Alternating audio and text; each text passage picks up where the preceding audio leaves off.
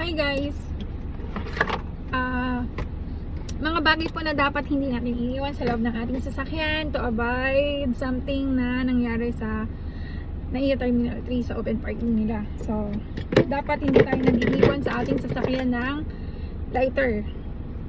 Ito yung mga bagay na nagkukos ng pagsabog kasi. Bottled water. Dapat hindi po. Pabango, kahit anong klaseng pabango po, kahit nakalagay pa yan sa ganito or sa plastic, hindi po. Tapos yung alcohol and lahat, anything po na may alcohol content, bawal pong iwan sa loob ng sasakyan. Yung cellphone, bawal din po. Anything po na may built-in battery, lalo lithium. So magkukos din po siya ng pagsabog, kaya wag po tayo mag-iiwan sa loob ng sasakyan natin.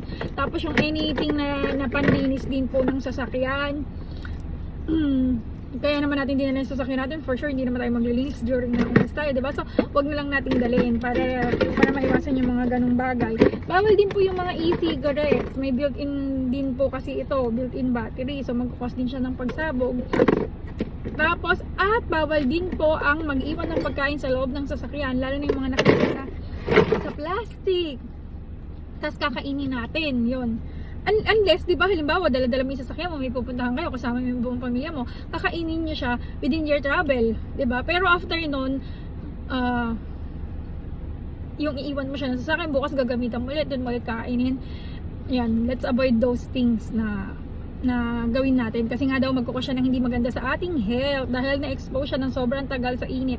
Ang temperature po sa loob ng sasakyan is nasa 40 degrees Celsius itself pa, hindi pa po yun mainit. So lalo pa po ngayon na nag 45 degrees Celsius tayo. So kapag po nag 50 yung loob ng sasakyan natin, tapos mayroon na nakalagay na mga bagay na possible na sumabog, so ayun, magkukos po siya ng pagsabog. Ayun, malaking problema po yun in the near future.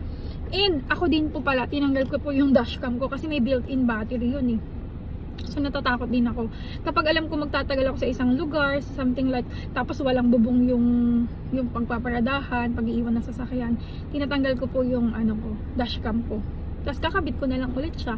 Pero since most likely naman hindi naman ako nagtatagal, tapos yung mga parking na napupuntahan ko ay meron din naman pong, yun nga, hindi siya open parking, may bubong siya, maayos, usually malls, ganyan, harapan ng supermarkets, hindi ko na po siya inaalis. Pero halimbawa yung hindi ako aalis, like Saturday or Sunday, nasa bahay lang, nakapark sa labas tong sasakyan, tinatanggal ko.